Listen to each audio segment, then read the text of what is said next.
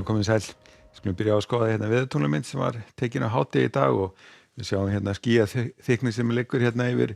Faxaflóanum og eins inn í Breiðafjörðinn og svo hérna ná skýin hérna inn á Suðausturlandið. Og þar sem að skýin lá yfir að þar var hittir ekki nema 12-13 stig í dag en aftur á móti annars staðar á landinu var hið fínasta veður, léttskýjað eða heiðskýrt og hitatölur fóru víða yfir 20 stig og hæstu hitatölurnar fóru í 27 stig bæði á Akureyri og Hallormsstað. En ef að við skoðum aðeins yfirlitskortið að þá þessi hæð fyrir sunnanland sem að svona stjórnarveðrin hjá okkur, hún fer nú aðeins að hörfa og þoka sér til austurs og við það opnast leiðin fyrir úrkomusvæði hérna fyrir vestan okkur og á fimmtudaginn byrjar nú væntanlega að rigna á vestanverðu landinu og síðan svona ekki að sjá annað en einhverja vætu tíð bæði á föstudag og laugardag landið vestanvert en hæðin hún nú að halda það vel á móti að við getum alveg gert ráð fyrir því að það verði áfram með fínasta veður á Austurlandi.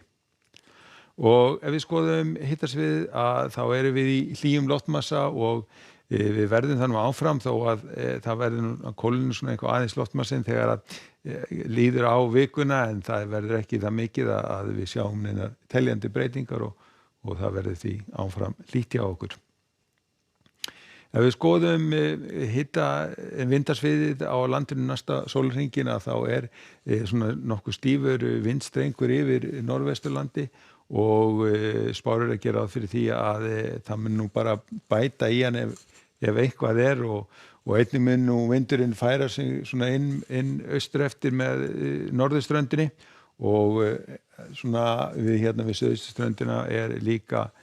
svona nokkuð stífur vindur en aftur á móti á Suðvesturlandi og Norðausturlandi að þar getum við gert ráð fyrir hægum vindi næsta sólarhringinn.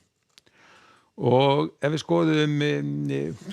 gosspanna á morgun að þá verður vindáttin svona nokkuð ákveðin suðvestan og þetta þýðir það að gossmengunin hún fer hérna til svona norðausturs og áhrifasvið hennar mun nú væntanlega liggja mestu yfir óbyggðu landi. En í fyrramálið að þá verður nú að mestu skýjað svona ef að spár ganga eftir og hitastigið verður svona í kringum 10 gráðurnar við vesturströndina og hlýrra hérna norðaustan til en síðan strax með mótninum að það á nú svona að byrja að fara að létta til og á seinni partinn verður væntanlega komið orðið léttskýjað allt landið austanvert en aftur á móti þungbúið hérna meira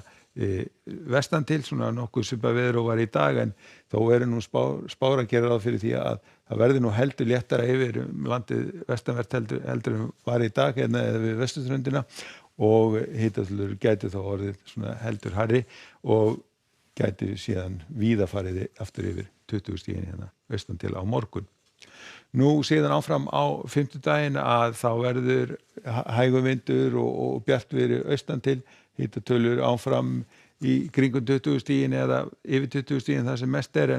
en vestan til fer að snúast í nokkuð ákveðina sunnanátt og síðan þegar kemur fram á daginn að þá fer nú væntanlega að rigna og þá fer nú einnig að þykna upp aðeins austan til. Og föstudagurinn hann býður upp á sunnanátt, hún verður nú ekki mjög stíf en það verður þungbúið og rigningum í landi vestanvert aftur á móti ætti að verða þurrt og bjart hérna austan til áfram hlýtt hérna austanlands og áfram hitatölurnar rétt yfir 10 gráðurnar landi vestanvert. Og laugardagurinn hann býður upp á nokkuð svipað veður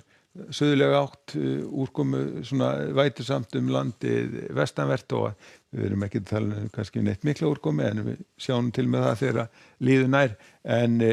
þurrt hérna landið austanvert og gæti orðið eitthvað bjart en hitatölurnar svona heldur á niðurleið. En á morgun verður sem sagt svona nokkuð svipað veður og var í dag bjart og hlýtt hérna austan til en heldur þungbúnar yfir landið vestanvert en þó skulum við vona að verði nú aðeins bjartar en var í dag. Skulum segja þetta gott að vera í kvöld. Verið sæl.